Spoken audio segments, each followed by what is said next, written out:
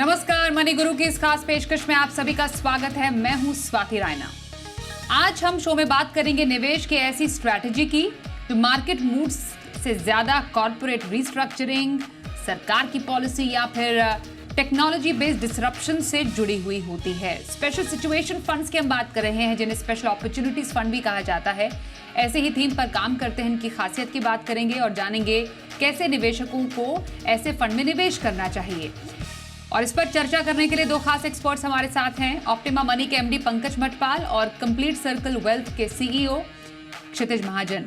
पंकज जी और क्षितिज, बहुत स्वागत करते हैं आज के इस खास कार्यक्रम में आप दोनों ही एक्सपर्ट्स का।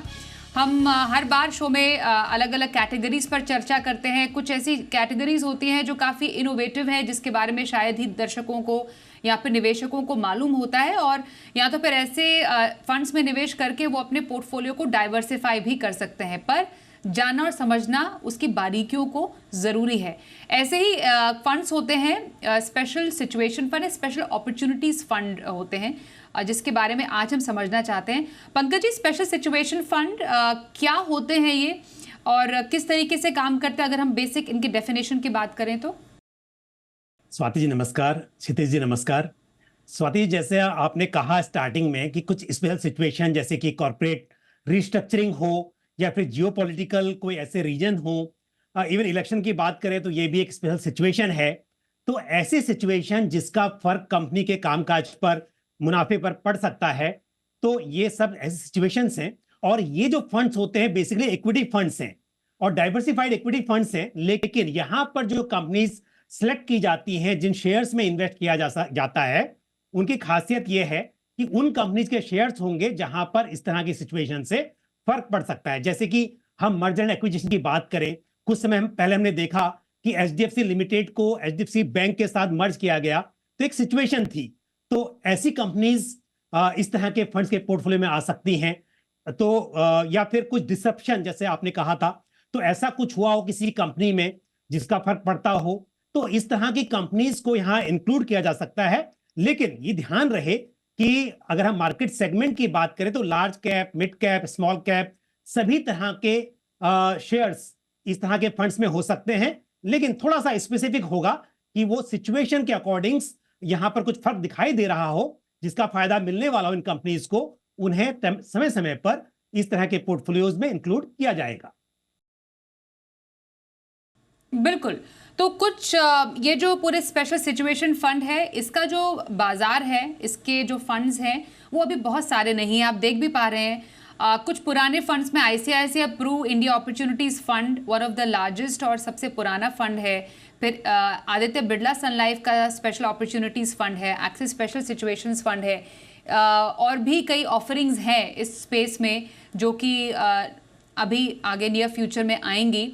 मतलब क्षितिज, बढ़ रहा है इसका मार्केट भी, पर क्योंकि एक माना जाए तो एक स्पेशल थीम पर ये काम कर रहे हैं, सिचुएशन को पहचान कर, ऐसी अपॉर्चुनिटीज को पहचान कर उसमें निवेश करने का जो एक तरीका होता है, आइडेंटिफाई करने का तरीका होता है, वो थोड़ा बहुत थीम के तहत काम करता है। पर हमें ये मालूम है हमारे पास थीमेटिक फंड्स भी हैं, तो कैसे समझे इसको, अलग कैसे समझे फ्रॉम थीमेटिक फंड्स? नमस्कार स्वाति, पंकज जी नमस्कार। बहुत अच्छे से पंकज जी ने टोन सेट किया है इन टर्म्स ऑफ क्या होता है स्पेशल सिचुएशन फंड। तो स्वाति, स्पेशल सिचुएशन फंड जैसे पंकज ने बताया, वो एक सिचुएशन के अकॉर्डिंगली बाइंग करते हैं। इट कैन बी, जैसे 2 चीजें उन्होंने बताई, corporate structuring, merger acquisition, demerger, some debt money coming back, NCLT decisions, equity, fix income, हर जगह होते हैं। तो वो सिचुएशन देखते हुए डिपेंडिंग ऑन वो बिजनेस बाय करते हैं जिसको उसका बेनिफिट मिलने लगता है। जैसे कि अभी आपका कपल ऑफ सीमेंट कंपनीज हैं, उनका एक्विजिशन हुआ, तो आपको पता चला एक्विजिशन होने वाला है, तो आपने देखा कि उसका वैल्यू जो है, उसका जो रिप्लेसमेंट कॉस्ट से भी कम है अगर प्लांट का, तो आपने वो कंपनी बाय कर ली कि एक्विजिशन बेटर रेट पे होगी। सिमिलरली आपने कोई और बिजनेस, कोई और स्पेशल स्टील की कंपनी बाय करी, तो वो स्पेशल सिचुएशन हुई। थीमेटिक हुआ, एक ब्रॉडर थीम आपने लिया। आप मान लीजिए आप एक थीम भी प्ले करना चाहते हैं, आपने सोचा कि दैट इंडिया जो है आज फाइनेंशियलाइजेशन ऑफ सेविंग आपका करेगा, डिजिटलाइजेशन ऑफ फाइनेंशियल सेविंग्स करेगा। और वो आप देख रहे हो कि दैट हो भी रहा है। डीमैट अकाउंट्स रोज के लाख डीमैट अकाउंट खुल रहे हैं, ढेर सारे म्यूचुअल फंड फोलियोज रोज के 50-60 हजार खुल रहे हैं, नए फोलियोज की मैं बात कर रहा हूँ आपके। तो आप देख रहे हैं लोग, नए लोग आ रहे हैं इसमें। तो आपने बोला कि ब्रॉडर थीम जो है वो डिजिटलाइजेशन ऑफ सेविंग्स है, आपकी ऑनलाइन चीजें हो रही है, तो उस पर किस किस को बेनिफिट मिलेगा। फिर आपने वैल्यू चेन प्लान करी, आपने एक ये थीम ले लिया, आपने एक ऑटो का थीम ले लिया, आपने क्लीन एनर्जी ले लिया। तो 3-4 थीम्स लिए, फिर आपने उसका एक थीमेटिक फंड बताया कि ये थीम हमें पसंद है, इसके ऊपर वैल्यू चेन में कौन से बिजनेसेस बेनिफिट होंगे, हमने वो बिजनेसेस बाय करे। तो थीम के अंडर वो आपने चीजें बात करी। तो स्पेशल सिचुएशन और थीमेटिक में ब्रॉडर ये बड़ा फर्क है कि स्पेशल सिचुएशन में एक सिचुएशन है उस कंपनी की जिसके ऊपर आप बाय कर रहे हो। थीम एक ब्रॉडर थीम है जहां पे आप एक थीम के ऊपर प्ले कर रहे हो और उसकी वैल्यू चेन प्लान कर रहे हो कि कौन कौन से बिजनेसेस बेनिफिट होंगे, आप उनको बाय कर रहे हो। तो इंडिविजुअल स्टॉक पिकिंग है यहाँ पे, थीम के बाद, थीम पिक करने के बाद उसके अंडर स्टॉक पिकिंग है। तो ये फर्क है इन दो फंड्स कैटेगरी में। के तो स्पेशल सिचुएशन फंड की यहाँ पर बात चल रही है, क्योंकि जब हम इसके बारे में कुछ रिसर्च भी कर रहे थे, एक बात हाईलाइट होकर सामने आई थी पंकज जी कि और जिसका जिक्र यहाँ पर बीच में अभी क्षितिज ने भी किया है कि ये जो फंड होते हैं, क्योंकि हर फंड एक स्टाइल पर काम करता है, एक स्टाइल पर बेस्ड होता है, कुछ वैल्यू स्टाइल की तरह ये फंड काम करते हैं। तो ज़रा समझाएंगे कि किस तरीके से स्टाइल काम करता है और कैसे एक इन्वेस्टर को फ़ायदा कर सकता है value style investing through special opportunities fund. बिल्कुल, देखिए स्वाति जी, आपने अच्छा एग्जांपल दिया वैल्यू इन्वेस्टिंग का। अब वैल्यू इन्वेस्टिंग में क्या किया जाता है कि ऐसे स्टॉक्स आप सिलेक्ट करते हैं जो कि अभी फेयर वैल्यूएशन पर हैं या अंडर वैल्यूड हैं, जिनसे उम्मीद की जा रही है कि आने वाले समय में, मतलब बिजनेस अच्छा है लेकिन इस वक्त पर उसकी एक्चुअल जो वैल्यूएशन है वो शायद पूरी डिस्कवर नहीं हुई है। तो समय के साथ में आप वहां पर अच्छे रिटर्न्स की उम्मीद कर सकते हैं, बिजनेस में अच्छे ग्रोथ की उम्मीद कर रहे हैं। तो ऐसे स्टॉक सेलेक्ट किए जाते हैं। अब हम बात कर रहे हैं यहां पर स्पेशल सिचुएशन की। तो यहां पर भी क्या है कि ऐसी कोई भी सिचुएशन जिसकी वजह से उस कंपनी की प्रॉफिटेबिलिटी बढ़ सकती है, यानी कि हम बात करें जियोपॉलिटिकल रीजंस की, जिनकी वजह से कि शायद सभी तरह के बिजनेस पर नहीं, पर कुछ सिलेक्टेड बिजनेसेस पर उसका फर्क ज्यादा दिखाई दे। या मैंने उदाहरण के तौर पर कहा इलेक्शन। तो यदि आपको लगता है कि इलेक्शन की वजह से कुछ पर्टिकुलर सेक्टर्स को या कुछ पर्टिकुलर कंपनीज को फायदा मिल सकता है, तो उन कंपनीज को भी इस तरह के फंड्स के पोर्टफोलियो में इंक्लूड किया जा सकता है, क्योंकि इस इलेक्शन से उन कंपनीज को फायदा मिलने वाला है। तो ये भी एक स्पेशल सिचुएशन है और ये अपॉर्चुनिटी है जिसको फंड मैनेजर एनकैश करने की कोशिश करेंगे। तो ये कोई भी रीजन हो सकते हैं, वो स्पेसिफिक हो सकते हैं कंपनी के बारे में या फिर सेक्टर को लेकर जिसकी वजह से कंपनी को फायदा मिल रहा है। तो कहने का मतलब यही है कि ऐसे बिजनेसेस जहां पर वैल्यू डिस्कवरी होगी, जहां पर आने वाले समय में फायदा होगा, वो सिलेक्टेड स्टॉक। और एक बात कही जा सकती है कि जो अप्रोच है वो थोड़ी फोकस अप्रोच होगी यहां पर स्टॉक सिलेक्ट करते हुए। अब क्योंकि जैसा पंकज जी और क्षितिज बता रहे हैं कि स्पेशल अपॉर्चुनिटी या स्पेशल इवेंट को आइडेंटिफाई करके ऐसे फंड्स काम करते हैं, पर ये जो स्पेशल इवेंट्स होते हैं या सिचुएशंस होते हैं या जो अपॉर्चुनिटीज़ की हम बात करें, वो हमेशा नहीं आते, वो स्पेशल ओकेजन्स पर ही आते हैं। That means cyclical in nature है, हमेशा वो सेम नहीं रहते हैं। क्षितिज, तो ऐसे किसी फंड में जो कि काफ़ी सिक्लिकल इन नेचर होते हैं, क्या जोखिम हो सकता है? क्योंकि अगर निवेशकों को इसका फ़ायदा उठाना है ज़्यादा से ज़्यादा, जस्ट लाइक थीमेटिक इन्वेस्टिंग या सेक्टोरल इन्वेस्टिंग, एंट्री और एग्जिट काफ़ी इंपॉर्टेंट हो जाता है। तो लाइकवाइज ऐसे फंड में भी एंट्री और एग्जिट इंपॉर्टेंट है। किन बातों का ध्यान रखें और जोखिम क्या इन्वॉल्व है इसमें? बिल्कुल आपने सही कहा स्वाति।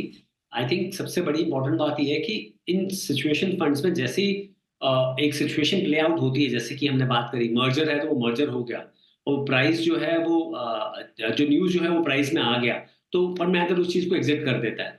अगर ये सिचुएशन आती रहे हर वक्त, देन ऑब्वियसली वो फंड का साइकिल जो है वो चलता रहता है। पर जैसे सिचुएशंस ऐसी कम सामने मिलती हैं, तो उस समय आपको थोड़ा स्टैग्नेंट एक पोर्टफोलियो अप्रोच लेना पड़ता है, बिकॉज हर वक्त वो सिचुएशन आनी भी इंपॉर्टेंट है। सो आई थिंक वहां पे अगर आप wrong side of the cycle पे एंटर कर रहे हैं, तो हाँ, आपका जेस्टेशन थोड़ा लंबा हो सकता है, जो रिटर्न मैट्रिक्स के हिसाब से मैं बात करूं। सो यस, बिकॉज इसका एंट्री और एग्जिट ना देखना भी बहुत जरूरी है। इसलिए इसको आप उसी हिसाब से अपने पोर्टफोलियो में एलोकेशन दें, मतलब कोई बहुत ज़्यादा एलोकेशन ना दें। ये बहुत हाई रिस्क कैटेगरी में मैं फंड्स बताऊँगा, मतलब मैं इनको जो आपके टैक्टिकल अप्रोच वाले पोर्टफोलियोज़ होते हैं या स्पेशल सिचुएशन के पोर्टफोलियो होते हैं, मैं इनको बोलता हूँ कि अगर आप wrong side of the cycle पे हैं, तो ये स्मॉल कैप से भी ज़्यादा रिस्की पोर्टफोलियोज़ हैं। सो अगर आपका रिस्क एपेटाइट है और रिस्क टॉलरेंस है एपेटाइट के साथ, तभी आप इस तरह के फंड्स में एंटर करें। बिकॉज़ हो सकता है बाय द टाइम आप एंटर कर रहे हैं, वो स्टोरी प्ले आउट हो गई है। जैसे अभी पीछे कपल ऑफ फंड्स थे, जहाँ पे एनसीईआरटी से के कारण आपके काफ़ी जो ज़ीरो मार्कडाउन पेपर्स थे, उसमें रिकवरी आई है।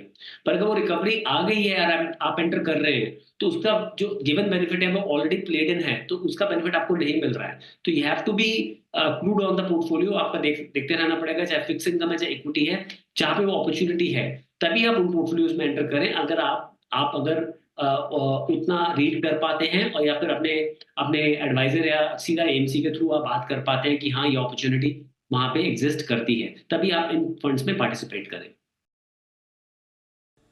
ओके। एक बार हम चाहेंगे कि जो फंड्स हैं अभी फिलहाल स्पेशल अपॉर्चुनिटीज़ फंड, वो एक बार फिर से दर्शकों को दिखाएं। क्योंकि अभी जो हम करंट ट्रैक रिकॉर्ड देख रहे हैं पंकज जी इन फंड्स का, इसमें एक साल में जैसे आईसीआईसीआई प्रू का इंडिया अपॉर्चुनिटीज़ फंड है, जो कि सबसे बड़ा है अभी फंड साइज के तौर पर, 18,000 करोड़ का एयूएम है ICICI Pru India Opportunities Fund का। इस स्कीम ने एक साल में 52% तक का रिटर्न दिया है और पिछले 3 साल में 32% तक का इसका रिकॉर्ड है। और अगर हम इन तमाम फंड्स के टॉप होल्डिंग्स पर भी अगर नज़र डालें, तो हमने एक बात पाई है कि आईसीआईसीआई प्रू का जो टॉप होल्डिंग्स में जो बैंकिंग स्टॉक्स है, वो भी मेन स्ट्रीम बैंकिंग स्टॉक्स है, उसमें एक्सपोजर सबसे ज़्यादा है, लाइक एचडीएफसी बैंक में, आईसीआईसीआई बैंक में, देन फिर आईटी सेक्टर से इन्फोसिस में है। वैसे ही आदित्य बिरला की बात करें, एक साल में 46% का रिटर्न, 3 साल में 20% का रिकॉर्ड है रिटर्न का। इसमें भी हमने टॉप जो स्टॉक होल्डिंग्स है आदित्य बिरला में भी, इसमें इनफैक्ट भारतीय एयरटेल का सबसे बड़ा स्टॉक होल्डिंग हमने देखा, then Infosys and then ICICI Bank. तो अगेन बैंकिंग स्टॉक्स का एक अच्छा इसमें एक्सपोजर है।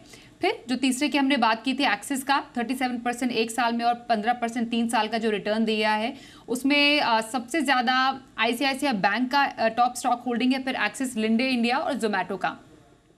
तो ये जो जिस तरीके से ये जो कंपनीज में जो निवेश करते हैं, ये जो पोटेंशियल है, कैसे अब आने वाले टाइम में, बिकॉज ये तो अच्छा फंड कर रहे हैं, पर जो नए फंड्स भी आ रहे हैं, तो किसी को चूज करना है इन फंड्स को, तो कैसे समझें इन स्पेशल अपॉर्चुनिटीज को, सो दैट एक अच्छा फंड चूज किया जाए।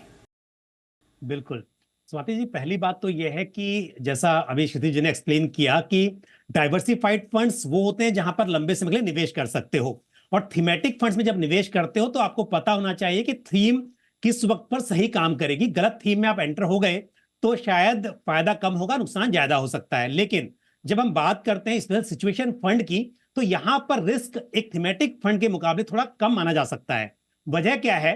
अगर आप बात करें डिजिटल इंडिया की, तो डिजिटल इंडिया में आपके आईटी कंपनीज होंगी या उस तरह के स्टॉक्स होंगे जिनको आईटी या टेक्नोलॉजी से फायदा होगा। तो हो सकता है कि हर वक्त पर इस तरह के बिजनेसेस अच्छा परफॉर्म ना करें, लेकिन क्योंकि वो थीम ही उस पर बेस्ड है, तो फंड मैनेजर के पास बहुत अधिक चॉइस नहीं है कि वो उससे बाहर निकलकर कहीं और इन्वेस्ट कर सके। लेकिन जब बात हो रही है स्पेशल सिचुएशन की, तो यहां पर ये बहुत डाइवर्सिफाइड तो नहीं है, अप्रोच तो फोकस होगी, लेकिन फंड मैनेजर समय समय पर चेंजेस कर सकते हैं। जैसे कि आपने देखा कि एक large allocation ICICI prudential India opportunity का एचडीएफसी बैंक में है, तो उसके पीछे कारण है। एक तो जैसे मैंने शुरुआत में भी कहा था कि एचडीएफसी लिमिटेड का मर्जर हुआ एचडीएफसी बैंक के साथ में, तो एक सिचुएशन थी और उससे फंड मैनेजर को लगा कि इसका फायदा हो सकता है। ये आपने एग्जांपल दिया जोमेटो का, तो जोमेटो में क्योंकि ब्लिंकिट को एक्वायर किया, एक सिचुएशन थी जिसका फायदा मिला कंपनी को। तो इस तरह से जो सिचुएशंस थी उनको ऑब्जर्व किया गया और उसके आधार पर इन्वेस्ट किया गया। तो आने वाले समय में जो नए फंड्स आएंगे या फिर जो एग्जिस्टिंग फंड्स भी हैं, वहां पर सिचुएशन को और दूसरी आएगी, तो वो स्टॉक्स की अदला बदली होगी या नए स्टॉक्स इंक्लूड होंगे, तो ये फंड मैनेजर समय समय पर करते रहेंगे। तो इसके लिए मैं कहूंगा कि इन्वेस्टर्स को अपने पोर्टफोलियो में डेफिनेटली एक छोटा हिस्सा रखना चाहिए, लेकिन इन्हें आप पर्टिकुलर थीमेटिक फंड और डाइवर्सिफाइड फंड के बीच में रख सकते हैं, क्योंकि यहां पर फंड मैनेजर्स के पास में ये अपॉर्चुनिटी है कि वो समय समय पर स्टॉक्स को चेंज कर सकते हैं सिचुएशन के अकॉर्डिंग। जहां पर दिखाई देती है अपॉर्चुनिटी, वो स्टॉक्स इंक्लूड किए जा सकते हैं। तो यहां पर हर तरह के सेक्टर्स हो सकते हैं, वो एक यहां पर खास बात है। तो कैसे स्पेशल अपॉर्चुनिटीज फंड में आपको निवेश के मौके तलाशने चाहिए, ये हमने समझा पंकज जी से। क्षितिज भी हमारे साथ बने हुए हैं, एक ब्रेक के लिए रुकेंगे, आगे भी चर्चा जारी रहेगी, बने रहिए हमारे साथ। आज हम बात करें स्पेशल सिचुएशन या फिर स्पेशल अपॉर्चुनिटीज फंड की, जो कि किसी एक स्पेशल अपॉर्चुनिटीज को पहचानकर, उस ट्रिगर को पहचानकर ऐसी जगह पर इन्वेस्ट करते हैं जिसका फायदा आप ले सकते हैं। हमारे साथ क्षितिज महाजन और पंकज मटपाल हैं।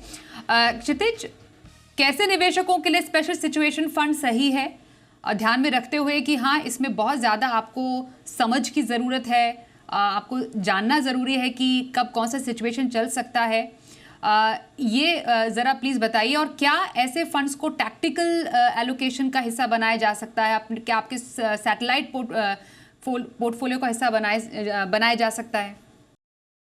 स्वाति, आई थिंक थोड़े इवॉल्व जो इन्वेस्टर अभी नए आए हैं पिछले 1-2 साल में, मैं उनके लिए स्पेशल सिचुएशन की फंड की रिकमेंडेशन या बात नहीं करना चाहूँगा यहाँ पे, बिकॉज थोड़े इवॉल्व इन्वेस्टर जो हैं, जिन्होंने 1-2 मार्केट फॉल्स देख लिए हैं, उनको ही इस तरह के फंड में आना चाहिए, जिनका risk appetite as well as risk tolerance with जो नए इन्वेस्टर्स हैं, जो क्योंकि 3-4 साल में हमने मार्केट को एक तरफा मूव होते देखा है, थोड़ा बहुत ऊपर नीचे जरूर हुआ है, but eventually from the bottom of 26,000 Sensex level से आज हमने 73, 74,000, 75,000 टच करते देखा मार्केट को पिछले 4 साल में।